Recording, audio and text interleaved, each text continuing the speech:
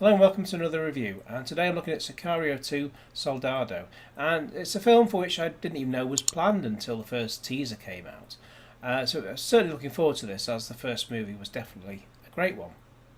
Plus, given the weather, I was tempted to ask the cinema to turn off the air conditioning so it would feel like we're actually spending 2 hours in the Mexican desert. And it's absolutely bloody boiling now, and I'm roasting as I'm doing this, but I've had to turn the fan off in case, for any reason, you can't hear me. Well, obviously the reason would be that I'm getting drowned out by the fan, but it's a little bit annoying.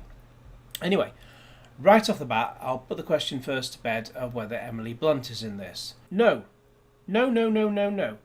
Her story was all done and dusted in the first film, and so basically this one just brings back the first, the two male leads from the first film, which is Matt Graver, government agent, played by Josh Brolin, who just seems to be in every other film I've watched the last couple of months, because he was in Deadpool 2 and Avengers Infinity War.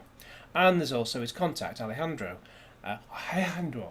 whatever, played by Benicio Del Toro. He'll do any dirty job that needs doing. He's like Dirty Harry when Dirty Harry goes completely off the books. Now the plan this time is to get to Carlos Reyes, who was the kingpin who saw to it that Alejandro's family became brown bread. In fact, as Matt tells him, this latest job has no rules whatsoever. So the way to get things done is to kidnap Reyes' daughter, Isabel, played by Isabella Moner. Now, her story begins when she first starts to fight at school, because she obviously hasn't had a great upbringing and a happy home life, growing up with Carlos Reyes as a father. But she also knows she's untouchable because of who her dad is. However, that's a brief lead-in to where she enters the plot, which leads to a slow pot boiler, and both Brolin and Benicio have the gravitas in which to pull it off. The people trackers who get men, women and children across the border into the US are recruiting young lads to do the job, which sometimes involves even more dangerous and life-threatening tasks, as you'll see. Plus, there are some scenes of terrorism which show the unflinching and uncompromising situations that can come about, and when you watch them, they are incredibly disturbing. And before you're wondering, as for the title, Soldado translates to soldier. But note that some countries have listed this as Sicario 2 Day of the Soldado instead of just Soldado, and that's the title, the Day of the Soldado, as it was known here in the UK for a while. So why it's changed to just shorten it a bit, I don't know. Now, as an aside, at one point Brolin looks a little bit like Jack Nicholson when he was in his heyday, which made me wonder what he'd be like in the role of a biopic of that actor. Although my choice, as always has been, if anyone did make a film about Jack Nicholson, would be to get Christian Slater to play him. And when Slater played Jack Nicholson's role in the London West End play version of One Flew Over the Cuckoo's Nest, I really wish I'd seen that, and I wasn't in London, so I couldn't see it. Had that been on now, it would be showing in cinemas, as they do with a lot of plays. Had that been the case now, I would be there like a shot. Now, for another aside, in the last Transformers film, which I'm sure all of you went to go and see, not many did, but it's actually bloody good in 3D, because it was the only film released in 2017 in 3D, which was actually shot in 3D. So bugger all that Marvel and DC nonsense. They just shoot them in 2D and then convert later. That's why they look a bit crap in 3D. Anyway, in that film, Transformers: The Last Night, Isabella Moner played a character called Isabella with a Z. Z, not Z. We call it Z over here. Here, she's Isabel.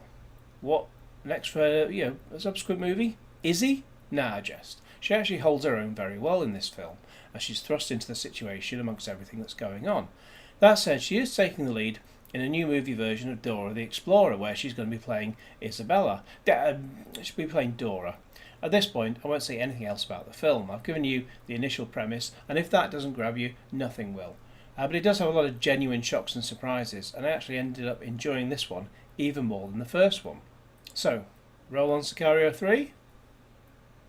Basically, if you enjoyed Sicario, then go and see this. If you've missed that film, watch it first and then go see this, because you may as well. I mean, you really will need to see it, I think, to sort of fully appreciate everything in this. But don't go and see it at View Cinemas. With brooding tension right up until the very end, the atmosphere is instantly killed by their brain-dead policy with the end credit lighting. Because I've described this many times in my reviews online, but the the lights, basically, if you're not familiar with it, I'll just run through quickly. Before the film, the lights are about 30% of, so during the trailers and credits, the trailers and adverts, they put up the films, they put the lights up to about 30% of its normal brightness. And that's okay, you know, for people walking in and out, blah, blah, blah. And then the film starts, obviously it goes pitch black. And then when the end credits begin, and some people like to watch the end credits. I like to watch the end credits anyway, whether or not there's something else to come after them or during them. But they put the lights up to 50% of the total, 50% of the brightness. Now, it may not sound a big difference from 30% to 50%, but it basically effectively whites out the screen, and it's just hideous. And so it just completely takes you out of the moment. And in this particular film, again, I will not say what happens at the end because that would just kill the whole point of going to see it. But it's just incredible tension right up until the very end, and then it's just bang, lights on, blah blah blah, and it's just like fuck off and get out. It's that kind of thing. You need a moment to reflect on things like this, and basically, I think they're an absolute bunch of fuckwits. They really are. I think Alejandro needs to pay a visit to head office. So, what score did I give this movie out of 10?